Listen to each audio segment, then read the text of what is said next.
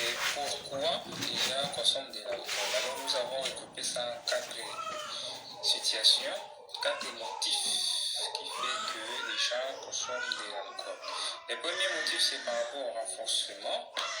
Si les gens sont en train de prendre de l'alcool, c'est seulement pour le plaisir, pour se soulager, pour se sentir à l'aise, pour avoir du plaisir. Ça, c'est le premier élément qui fait en sorte que les gens boivent. Bien sûr, ce n'est pas tout le monde qui boit pour cette cause-ci, normalement. Et puis, deuxième motif, c'est que les gens boivent à cause des motifs que nous qualifions de coping.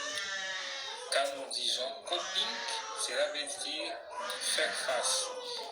Donc, vous avez un problème, vous avez une situation difficile dans votre vie, et alors vous déprimez, peut-être de la tristesse, et alors vous prenez de l'alcool. La plupart du temps, c'est comme ça, puisque l'alcool en soi est considéré comme un antidépresseur. C'est-à-dire quand vous êtes déprimé, vous vous sentez mal, vous êtes triste, l'alcool va vous permettre de réduire cela et vous vous sentirez mieux.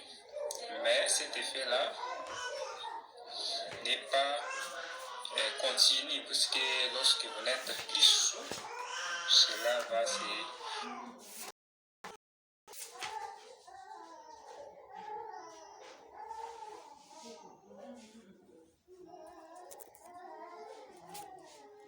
terminer. Troisième motif, c'est motif de socialisation. Donc, de l'alcool, justement pour se sentir bien accueilli, bien accepté avec les amis.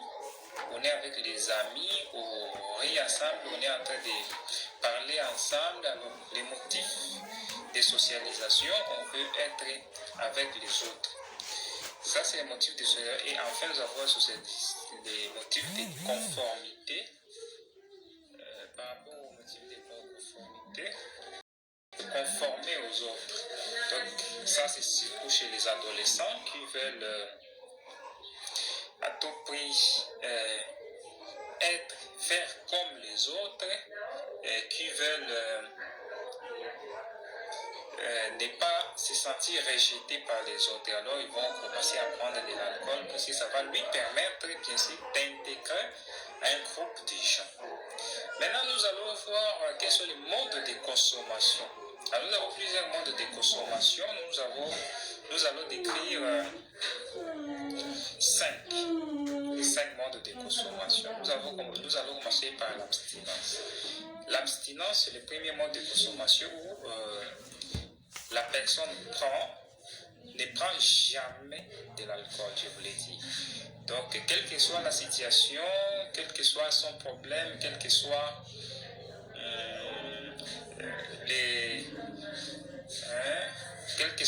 le fait que les amis sont en train de les pousser à consommer, alors lui, il ne prend pas. Ça, c'est l'abstinence totale et la personne n'essaye même pas. Après ça, nous avons d'autres modes de consommation que nous appelons l'expérimentation. Juste savoir comment ça a l'air, quel est son goût. On essaie juste pour expérimenter. Et la plupart du temps, on expérimente pour la première fois, la deuxième fois, on laisse. Ou les autres peuvent alors commencer par l'expérimentation et trouver que c'est bon, alors ils continuent. Le troisième mode de consommation, c'est ce que nous appelons l'usage récréatif occasionnel. Ça, c'est pour les personnes qui prennent de l'alcool seulement quand il y a la fête, il y a des occasions comme ça, ils sortent avec les amis.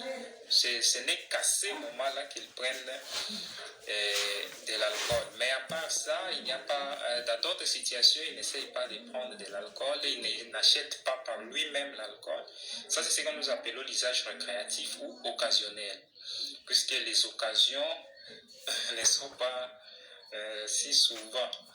même si il y a quelqu'un qui disait qu'il consomme de l'alcool occasionnellement, mais les occasions sont souvent. Il y a beaucoup d'occasions, beaucoup d'occasions, bien sûr. Ça, c'est le troisième mode de consommation de l'alcool. Et le quatrième mode de consommation, c'est l'usage abusif. Alors là, c'est surtout lorsqu'on est ennuyé, il y a la nuit, on veut fuir la réalité. Et comme je vous dis, les motifs de copie, on veut faire face à une tristesse, on veut faire face à des stress, on veut faire face à certaines situations. Alors, on prend de l'alcool pour se sentir mieux. Ça, alors là, il y a l'usage abusif.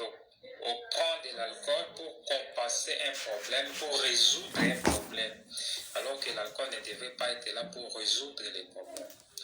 Le cinquième mode de consommation, c'est ce que nous appelons la dépendance. Alors c'était ça, bien sûr, le sujet d'aujourd'hui, la dépendance à l'alcool. Quand on parle de la dépendance, c'est-à-dire déjà que la personne consommait de l'alcool, bien sûr, mais il commence à perdre maintenant le contrôle sur sa consommation.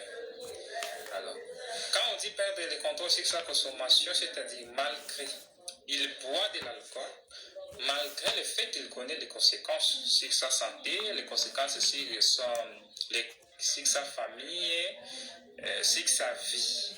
Il connaît bien que si je bois, j'ai des conflits avec les gens, si je bois, je commence à insulter, si je bois, je fais ceci, cela.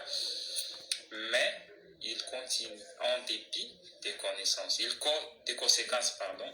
Il connaît bien les conséquences de cette prise d'alcool, mais il continue à prendre de l'alcool. Alors c'est ce que nous avons appelé la dépendance. Et la dépendance à l'alcool, c'est que nous classifions dans les addictions. Il y a une petite différence entre addiction et dépendance, mais il n'y a pas des addictions sans dépendance. Quand on est dépendant, la plupart du temps, on est addict. Et quand nous parlons de l'addiction, c'est cette perte-là de contrôle, malgré les conséquences, on connaît les conséquences, on continue à prendre de l'alcool de façon chronique, presque chaque jour, chaque fois, on s'enivre, et c'est là que nous parlons maintenant de la dépendance. Alors, pourquoi nous disons qu'il est difficile de sortir de la dépendance? Premièrement, il est difficile de sortir de la dépendance à cause d'un élément que nous appelons le craving. C'est un terme anglais qui n'a pas de synonyme français. On parle toujours de craving même en français. C'est pour dire quoi? C'est cette envie, le craving, c'est cette envie-là, donc l'envie qui est presque irrépressible pour la personne. Je vais vous donner un exemple. Quelqu'un sort de chez lui, il n'a pas envie de boire, il n'a pas envie de prendre de l'alcool. Mais dès qu'il arrive quelque part où il trouve que les gens sont en train de consommer de l'alcool, alors l'envie est suscitée, son envie est suscitée et ça le pousse à aller boire de l'alcool, même s'il n'en avait pas besoin. Alors c'est cette envie irrépressible là, que nous appelons le craving, qui fait en sorte que les gens qui boivent de l'alcool ont de la difficulté à abandonner et à arrêter cette situation-là, puisque le craving arrive trop souvent, et puis ça accompagne la personne même quand il arrête l'alcool, même quand nous lui apprenons à arrêter l'alcool. Alors, pour les traitements, qu'est-ce qu'on fait?